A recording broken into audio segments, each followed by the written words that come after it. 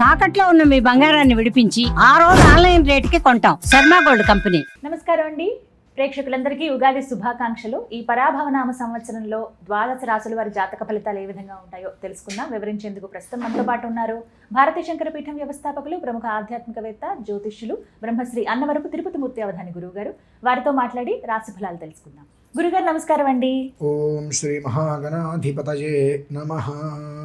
గురుగారు, తులారాశి వారి జాతక ఫలితాలు ఈ పరాభవనామ సంవత్సరంలో ఏ విధంగా ఉన్నాయో తెలియజేస్తారా? చిత్తార్థం స్వాతి విశాఖ త్రయస్థుల అని అంటారు. ఇందులో ప్రధానంగా చూసుకున్నట్లయితే చాలా జాగ్రత్తగా ఉండండి ప్రతి ఒక్కరూ కూడా. ఈ తులారాశిలో రాజకీయ పరంగా ఉన్నవారు ఎవరైనా ఉన్నారంటే తస్మాత్ జాగ్రత్త. అకాల ప్రభావాలు చాలా రకాలుగా, అకాలము అనేటువంటి వాటికి కొన్ని రకాలకి అకాలము అని మనం వాడతాం. అది కొన్నిట్లకి మేము చెప్పడం కూడా ధర్మం కాదు. అంటే కాలం కాని కాలంలో వచ్చేటువంటిది అకాలము. అది ప్రమాదాలు కావచ్చు, ఏదైనా సరే ఈ అకాలము అనేటువంటి పరిస్థితి వీళ్ళకి ఎక్కువగా ఉంటూ ఉంటుంది. రాత్రికి రాత్రి ఒక రకంగా ఉంటే తెల్లవారిలో మొత్తం అంతా తారుమారైపోయి వీళ్ళు ఎక్కడో తలదాచుకోవాల్సిన పరిస్థితులు కూడా ఎక్కువగా ఏర్పడతాయి. గురు చండాల యోగంలో ద్వైపాక్షికంగా దుర్యోగాన్ని ఎక్కువగా వీళ్ళకి ఆపాదింపబడుతుంది. అది చాలా ఎక్కువగా. ఇందులో మనం చెప్పుకుందాన్ని చూస్తే చిత్తార్థం స్వాతి విశాఖ అనుకున్నాం. ఈ చిత్త అనేటువంటి దానికి ఏమో కుజుడు అధిపతి, స్వాతికి రాహు అధిపతి, విశాఖకి బృహస్పతి అధిపతి. ఈ బృహస్పతి కుజుడు బలంగా ఉన్నారు, రాహు ఒక్కడు అక్కడ బలహీనతగా ఉన్నాడు. కనుక రాజకీయ పరంగా కావచ్చు, సినిమా రంగం కావచ్చు, తులారాశిలో ఉన్నవారు మాత్రము జాగ్రత్తగా ఉండాలి. బిజినెస్ చేసే వాళ్ళు మాత్రం పైకి వెళ్తారమ్మా బాగా. బిజినెస్ చేసేటువంటి వాళ్ళు మాత్రం మంచి స్థితికి అలా ఎగబాగుతూనే ఉంటారు.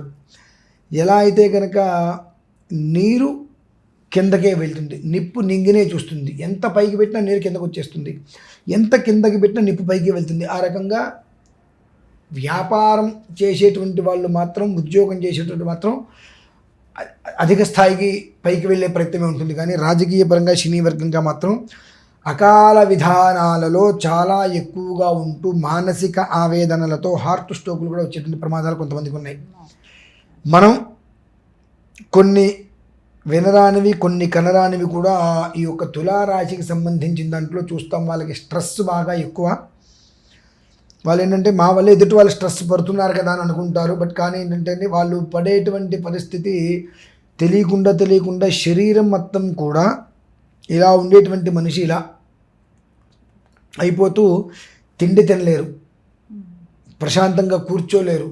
ఒక రాగి రేకు కింద మంట, ఆ రాగి రేకు బాగా కాలేటువంటి పరిస్థితుల్లో దాని మీద ఇసగా, సూర్యకిరణాలు చాలా బలంగా దాని మీద పడుతున్నాయి. దాని మీద మనిషిని కూర్చోబెడితే ఎలా ఉంటుంది?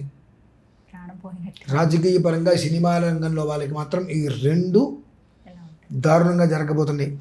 ఎలాంటంటే వాళ్ళు పాపం చెప్పుకోలేరు. పల్లేరకాయలు గుచ్చుకున్నట్టుగా ఉంటుంది వాళ్ళ పరిస్థితి అంతా. గుచ్చుకుంటే వదిలేస్తాయి, కాళ్ళకి మాత్రం నొప్పి వస్తూ ఉంటుంది. ఆ రకంగా వాళ్ళకి ఎటు చూసినప్పటికీ కూడా మానసికంగా, శారీరకంగా అన్ని రకాలుగా ఒక ముళ్ళ కంచెలో ఇరుక్కున్నట్టు ఇట్లా ప్లేస్ ఉంటుంది. బయటికి ఎలా రావాలో తెలీదు. ఎలా రావాలని ప్రయత్నం చేసినా ఒంటికి ఘాట్లు తప్పు. అలా నిలబడి ఉన్నా కుప్పకూలిపోతాం. అంటే ఎలా అయినా ప్రమాదం తప్పదు. దాన్ని బయటకు ఎలా పడాలి అనేటువంటి విషయాన్ని వీళ్ళకి తెలివితేటలు ఉన్నప్పటికీ కూడా ఆ టైంలో తెలివితేటలు మొత్తం చెవిటి అయిపోతాయమ్మా. నాకు అది బాధగా ఉంది. ఆ టైంలో తెలివితేటలు మొత్తం చెవిటి అయిపోతాయి. గురువు కుజుడు ఇద్దరు బలంగా ఉండి బలహీనత ఉన్నటువంటి అక్కడ రాహు నక్షత్రం ఏదైతే ఉందో దాని మీద గట్టిగా ప్రెజర్ పెట్టేశారు. సేమ్ టైంలో గురువుకి కూడా కుజుడిని చూసుకొని అండ, కుజుడు మంత్రి, కుజుడిని చూసుకునే బృహస్పతికి అండ. కానీ ఆ సమయంలో ఆయనకి స్వవిధానంలో బలం తక్కువ. కాబట్టి ఇప్పుడు అక్కడ కుజుడు ఏం చెబితే అది చేయవలసిందే. కనుక పరిహారం ఎలా వస్తుంది అంటానికి కుజుడు ఏం చెప్తే అది బృహస్పతి ఓకే అనాల్సిందే. ఎలా ఉంటుందంటే కొన్ని కర్మ ప్రారంధాలు మనం ఒక ఐఏఎస్కి లెటర్ రాస్తాం, ఏదైనా ఒక విషయం గురించి ఇస్తాం. ఐఏఎస్ మీద సామాన్యమైంది కాదు. మొత్తం అంతా చదువుతాడు. నిర్ణయం అతను తీసేసుకోవచ్చు. అతను ఒక ఆలోచన చేస్తాడు. అటెండర్ని పిలిచి అడుగుతాడు, ఇదేంటనగానే సార్ ఇది కరెక్ట్గా సార్ నన్ను అడిగావు కాబట్టి నేను ఎట్లా చెప్పాలి, నీకు ఫేవర్గా చెప్పాలి, ఇది చేస్తూ నువ్వు ఇబ్బంది పడతావు నేను చెప్తాను కదా, నాకు అక్కడ నీ ముందు దగ్గర చెప్పగానే ఇంతటి ఐఏఎస్ బ్రెయిన్ పనిచేయదు. అటెండర్ చెప్పిందే వింటాడు. ఓకే ఇది ఈ అప్లికేషన్ పక్కన పెట్టాయి, ఒక్క సొంతకం పెడితే 10 మంది జీవితాలు బాగుపడతాయి, కానీ అటెండర్ చెప్పిన మాట పక్కన పెట్టేసి నువ్వు ఆ స్థితి ఇక్కడ ఏర్పడుతుంది. కాబట్టి ఈ తులారాశి వారు సాధ్యమైనంత వరకు కుజుణ్ణి సుబ్రహ్మణ్యేశ్వర స్వామిని ఆరాధన చేయటం చాలా ఉత్తమం. అందులోనూ ఎంత వీలైతే అంత సుబ్రహ్మణ్య ఆరాధన చేస్తే, సుబ్రహ్మణ్యేశ్వర ఆరాధన చేస్తే కుజుడు సంతోషపడతాడు. కుజుడు సంతోషపడితే బృహస్పతికి కాదులే నాయన నువ్వు వాగు అంటాడు. బృహస్పతిని నువ్వు వాగు నాయన ఇప్పటిగా సమయం ఉంది నేను చెప్తాను అంటాడు. కుజుడి మాటకి గౌరవం ఇచ్చి బృహస్పతి శాంతిస్తాడు. అప్పుడు ఈ యొక్క రాహు నక్షత్రంలో ఉండేటువంటి మన వ్యవస్థ అమ్మయ్య పర్లేదు, ఇప్పటికి నాకు గండం గట్టెక్కింది, ఇంత గట్టిగా ఉన్నటువంటిది కాస్త వదిలొచ్చింది, కాబట్టి ఇలా ఇలా ఇలా ఇలా జాగ్రత్తగా పైకి వచ్చేద్దాము, కొంచెం కొంచెం గీరుకుంటే పెద్ద కష్టమేం కాదు అనేటువంటి స్థితి వాళ్ళకు వస్తుంది. కాబట్టి సాధ్యమైనంత వరకు సుబ్రహ్మణ్యేశ్వరుని ఎంతగా నువ్వు ఆరాధన చేయగలిగితే నీకు కుదురుతుందా, చక్కగా సుబ్రహ్మణ్యేశ్వర స్వామి వారిని విగ్రహాన్ని, అది సర్పరూపం కావచ్చు ఏదైనా సరే, ఒక 6 రోజుల పాటు దానికి చేయవలసిన అన్ని రకాల విధానాలు పూర్తి చేయించి వాయు ప్రతిష్ఠ చేయమని చెప్తా.